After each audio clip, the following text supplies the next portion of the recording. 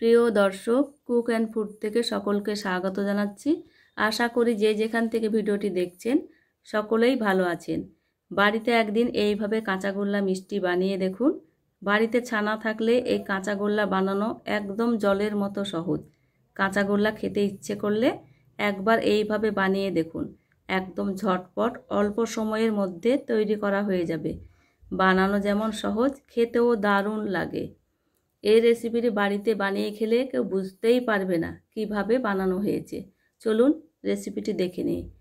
এখানে আমি ছানা নিয়েছি, বাড়িতেই ছানাটা কাটিয়ে নিয়েছি। গ্যাসে ফ্রাই প্যান চাপিয়ে দিয়ে দিলাম। এখানে দিয়ে দিলাম স্বাদের জন্য কনডেন্স মিল্ক। এখানে কনডেন্স মিল্কের পরিবর্তে চিনি ব্যবহার করা যেতে পারে। এখানে গ্যাসের আঁচ কম রেখে আমি জাল করে নেব।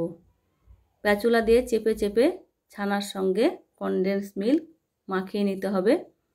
জাল করতে করতে অনেকটাই ঘন হয়ে এসেছে। এখানে গ্যাসের আঁচ কম রেখে আবারও নাড়াচাড়া করে নিচ্ছি। যখন ফ্রাই প্যান থেকে ছেড়ে আসবে তখন বুঝতে হবে এটা পুরোপুরি তৈরি হয়ে গেছে। এবার আমি গ্যাস বন্ধ করে নামিয়ে নেব। নামিয়ে কিছুক্ষণ ঠান্ডা করে নেব। এই রেসিপিটি করার জন্য এটি ঠান্ডা করে নিতে হবে। খুব বেশি ঠান্ডা করা যাবে না, হালকা একটু ঠান্ডা করে নিতে হবে। এখানে কিছুটা ছানা রেখেছিলাম, ওই ছানার সঙ্গে এইভাবে চাপ দিয়ে দিয়ে রান্না করা ছানা মাখিয়ে নেব। খুব ভালোভাবে চাপ দিয়ে দিয়ে একদম মসৃণ করে মেখে নিতে হবে। এই সময় হাতে লেগে এলে হাতে কিছুটা ঘি লাগিয়ে নিলাম। হাতে ঘি লাগিয়ে নিলে আর হাতে লাগবে না। মাখতে মাখতে হাত থেকে ছেড়ে আসবে। দেখুন হাত থেকে সম্পূর্ণ ছেড়ে এসেছে। আমি এইভাবে গোল করে নিচ্ছি। ভিডিওর কোনো অংশ ভালো লেগে থাকলে বন্ধুদের সঙ্গে বেশি বেশি শেয়ার করে দেবেন।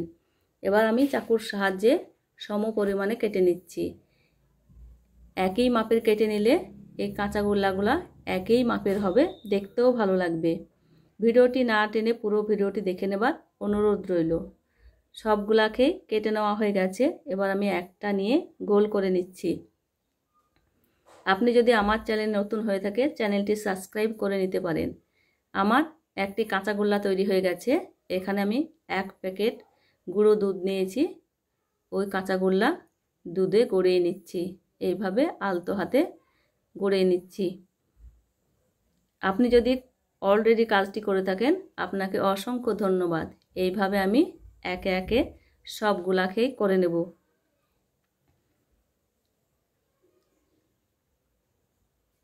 দেখুন আবারও একটি করে দেখাচ্ছি।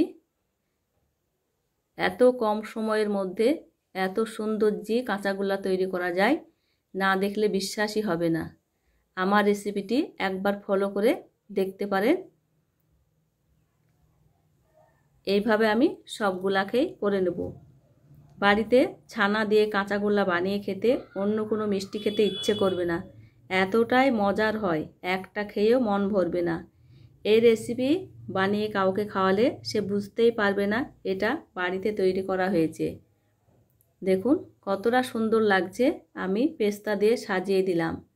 এই রেসিপিটি ভালো লাগলে কমেন্ট করে আপনার মূল্যবান মতামত জানাতে ভুলবেন না। দেখুন কত সুন্দর লাগছে, খেতে তো দুর্দান্ত হয়েছে। এটি ভালো লাগলে বেশি বেশি করে বন্ধুদের সঙ্গে শেয়ার করে দিবেন। এখানে কাঁচাগোল্লা মিষ্টি একটা কেটে দেখাচ্ছি। দেখুন কাটার পর দেখুন কতটা সুন্দর লাগছে, কতটা নরম তুলতুলে